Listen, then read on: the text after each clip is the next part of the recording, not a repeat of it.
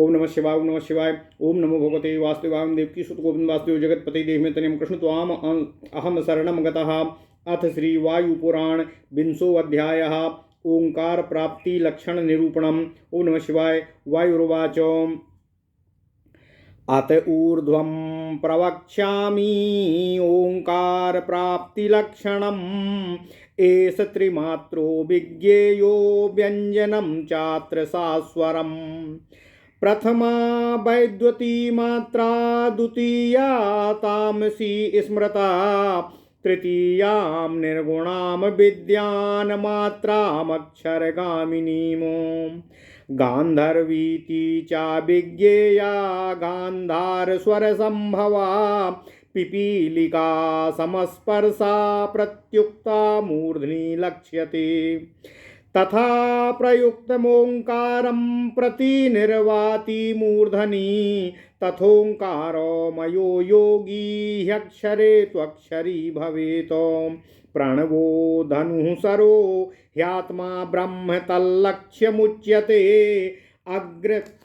अग्रमत्तेन वेधव्यं सर्वतन्मयो भवेत्।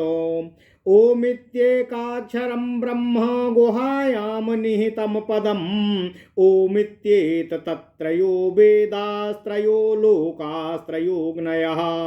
विष्णुक्रमास्त्रयस्त्वेते ऋक्सामानि यजूंसि च। मात्राश्चाश्च ततस्तु विज्ञेयः परमार्थतः। तत्र युक्तश्च यो योगी तस्य सालोक्यतां व्रजेत। आकारस्त्वक्षरो ज्ञेयः उकारः स्वरिता स्मृतः। मकारस्तु प्लुतो ज्ञेयस्त्रिमात्र इति संज्ञितः। अकारस्त्वथ भूर्लोको उकारो भुव उच्यते। सव्यञ्जनो मकारश्च स्वरलोकश्च विधीयते। ओंकारस्तु त्रयो लोकाः शिरस्तस्य त्रिविष्टपम्। भुवनान्तं च तत्सर्वं ब्राह्मं तत्पदमुच्यते। मात्रा पदं रुद्रलोको ह्यमात्रस्तु शिवं पदम्। एवं ध्यान विशेषेण तत्पदं समुपासते।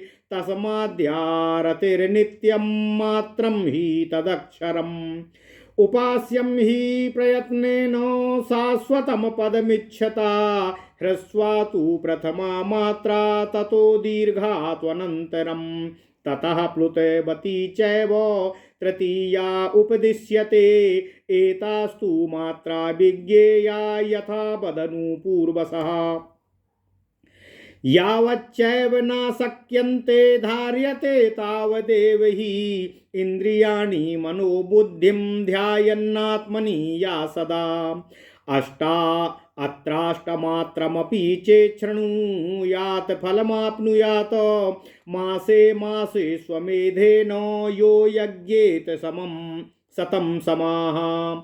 नासा तत्प्राप्नुयात् पुण्यं मात्रयायुधवाप्नुयात्। आब्दिन्दुं यः कुशाग्रेण मासे मासे पिबेन्नरः। संवत्सरशतं पूर्णं मात्रयात् तद्वाप्नुयात्। इष्टापूर्तस्य यज्ञस्य सत्वाक्ये च यत् फलम्। अभक्षणे च मासस्य मात्रया तद्वाप्नुयात्। स्वाम्यर्थे युध्यमानानां शूराणामनिवर्तिनाम्।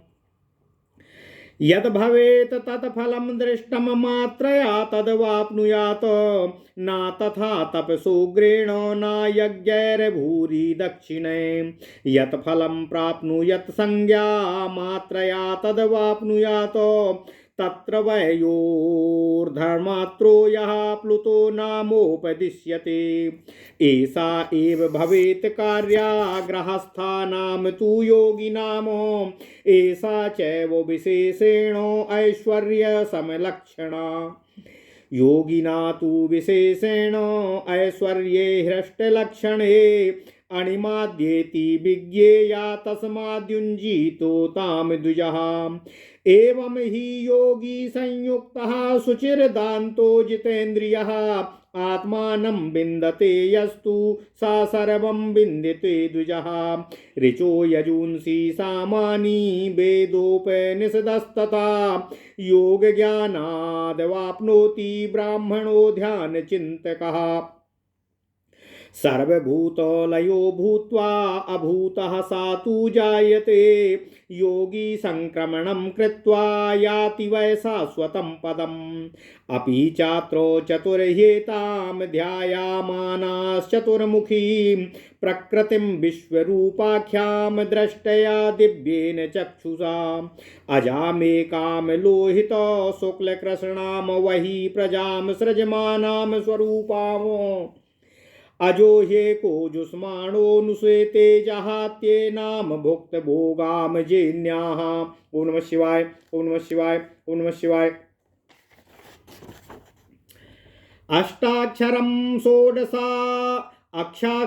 अष्टाक्षरं षोडशपाणिपादां चतुर्मुखी त्रिशिखामेकशृङ्गीमो आद्यां जाम विश्वसृजां स्वरूपां ज्ञात्वा बुधास्त्वामृतत्वं व्रजन्ति ये ब्रह्मणा प्रणवं वेदयन्ति नाते पुनः संसारन्ति भूयः इत्येदक्षरं ब्रह्म परमोङ्कार संगीतं यस्तु वेदयते सम्यक् तथा ध्यायति वा पुनः संसार चक्रमुत्सृज्य मुक्तबन्धन बन्धिनः अचलं निर्गुणं स्थानं शिवं प्राप्नोत्यसंशयम् इत्येतद्वै मया प्रोक्तामोङ्कार प्राप्तिलक्षणम्।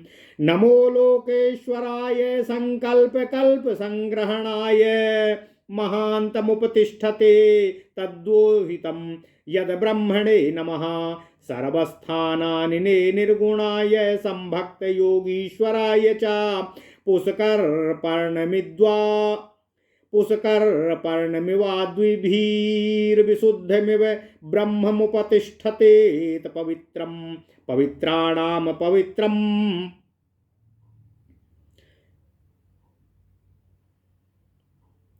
सर्वत्र स्थानिने निर्गुणाय संभक्त योगीश्वराय च पुष्करपर्णमिवाद्भिर्विशुद्धमिव ब्रह्ममुपतिष्ठते पवित्रं पवित्राणां पवित्रं पवित्रेण परिपूरितेन पवित्रेण ह्रस्वं दीर्घप्लुतमिति तदेतमोङ्कार शब्दं स्पर्शरूपं रसमगन्धं पर्युपासेत अविद्येशानाय विश्वरूपेणातस्य अविद्येशानाय नमो योगीश्वरायेति चायेन द्यौरुग्रा पृथ्वी च दृढ़ा येन श्वः स्तम्भितं येन नाकस्तयोरन्तरिक्षमिमे वरीयसो देवानां हृदयं विश्वरूपो नः तस्य प्राणापानोपम्यं चास्ति ओंकारो विश्वो वै यज्ञो यज्ञो वै वेदो वेदो वै नमस्कारो रुद्रो नमो रुद्राय योगेश्वराधिपतये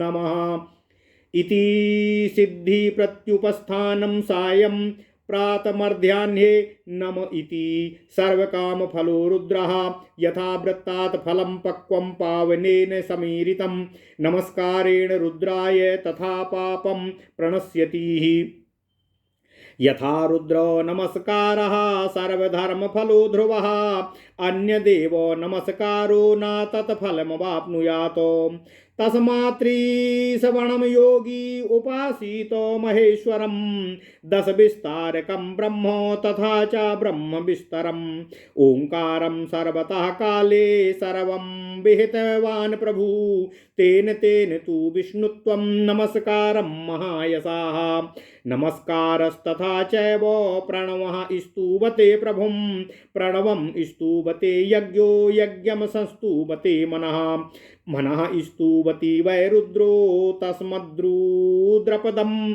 शिवम् इत्येतानि रहस्यानि यतीनां वै यथाक्रमं यस्तु वेदयते ध्यानं सा परं प्राप्नुयात् पदम्। ओम नमः शिवाय, ओम नमः शिवाय, ओम नमः शिवाय। ओम नमो भगवते वासुदेवाय। ओम देवकी सुत गोविंद वासुदेव जगतपति देहि में तनियम कृष्ण त्वाम अहम शरणं गतः अथ श्री वायुपुराण विंशोऽध्यायः ओंकार प्राप्ति लक्षण निरूपणम। ओम नमः शिवाय। ओम नमः शिवाय। वायुदेव जी कहते हैं, हे ऋषियों, अब मैं आपसे ओंकार प्राप्ति के लक्षणों का वर्णन कर रहा हूँ। यह ओंकार 3 मात्राओं से युक्त है।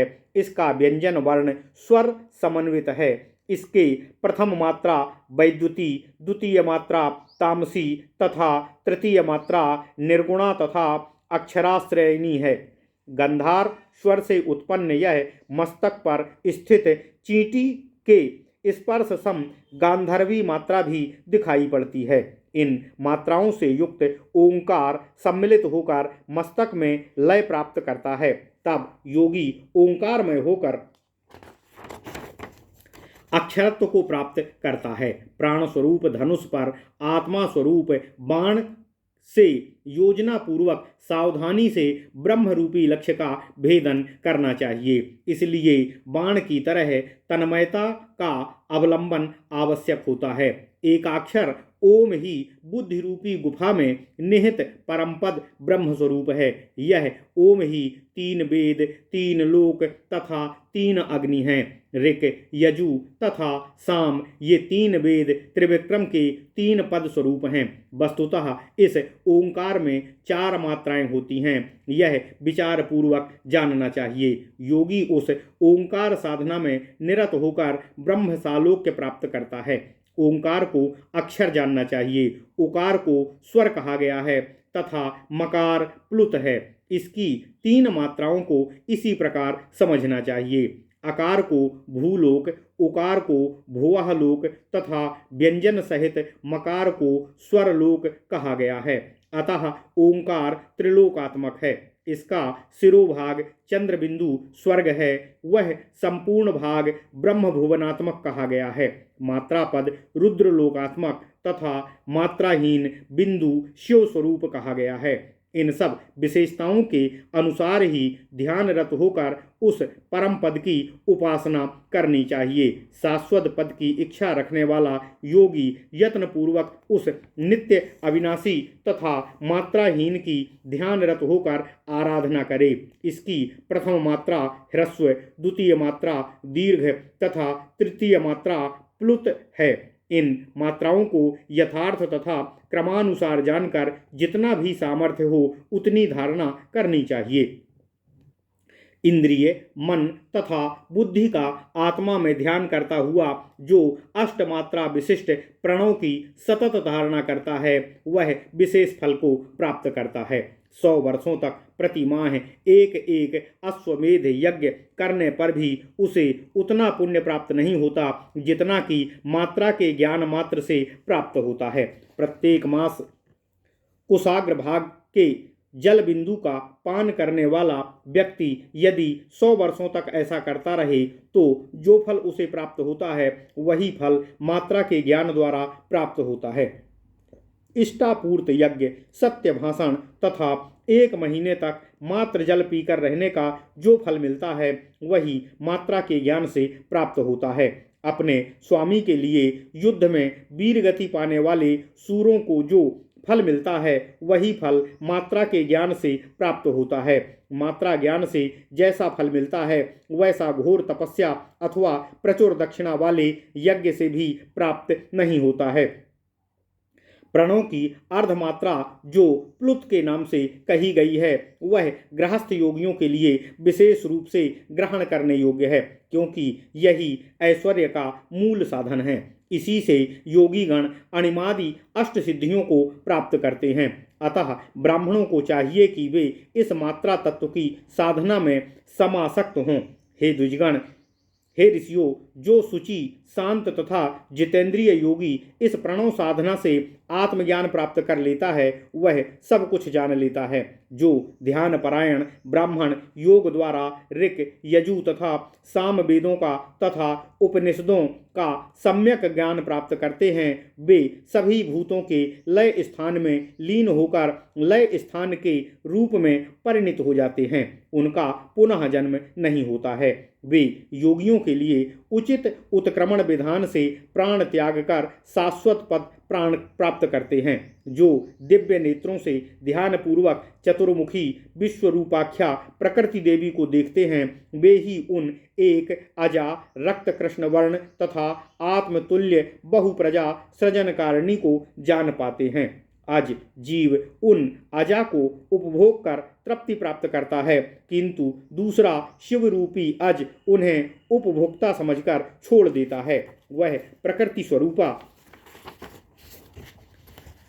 आदि अजा 8 अक्षरों वाली 16 हाथ पैरों वाली चतुर्मुखी शिखा रहित तथा विशिष्ट शिखायुक्त एक श्रृंग वाली तथा विश्वस्रष्टा है। उनके इस स्वरूप को जानकर पंडित अमृतत्व को प्राप्त करते हैं। जो ब्राह्मण इस प्रणव का ज्ञान प्राप्त कर लेते हैं, वे फिर इस संसार में नहीं आते हैं। यह ओंकार नाम वाले अक्षर रूपी ब्रह्म को जो यथोचित जानकर जो व्यक्ति इसका ध्यान करता है, वह सभी बंधनों से पूरी तरह मुक्त होकर संसार यात्रा के दायित्व से रहित हो जाता है तथा वह अचल निर्गुण शिव स्वरूप को शिव स्थान को प्राप्त करता है। इसमें संदेह नहीं है। यह मैंने आपसे ओंकार प्राप्ति के लक्षणों को कहा है। सर्व संकल्प भिज्ञ लोकेश्वर को नमस्कार है। उस महान की ही उपासना करनी चाहिए। उन ब्रह्म को प्रणाम करना ही आप लोगों के लिए सर्वहितकारी है। सर्वव्यापी निर्गुण भक्त योगियों के ऐश्वर्य प्रदान करने वाले जल में रहते हुए भी उससे अलिप्त कमलपत्र की तरह विशुद्ध उस ब्रह्मा की ही उपासना करें। सभी पवित्रों से भी पवित्र, पूर्णतया पवित्र, ह्रस्व दीर्घ प्लुत स्वर त्रय विशिष्ट शब्द स्पर्श रूप रस गंध वर्जित ओंकार की उपासना करनी चाहिए। अविद्यापति योगेश्वर को नमस्कार है, जिन्होंने द्युलोक को उन्नत, पृथ्वी को दृढ़, स्वरलोक को स्तंभित तथा स्वर्ग को अंतरिक्ष में स्थापित किया है। जो देवताओं के हृदय स्वरूप हैं, वे परम पुरुष ही विश्वरूप हैं। ना तो उनका कोई प्राणापन है और ना ही उनकी कोई उपमा है।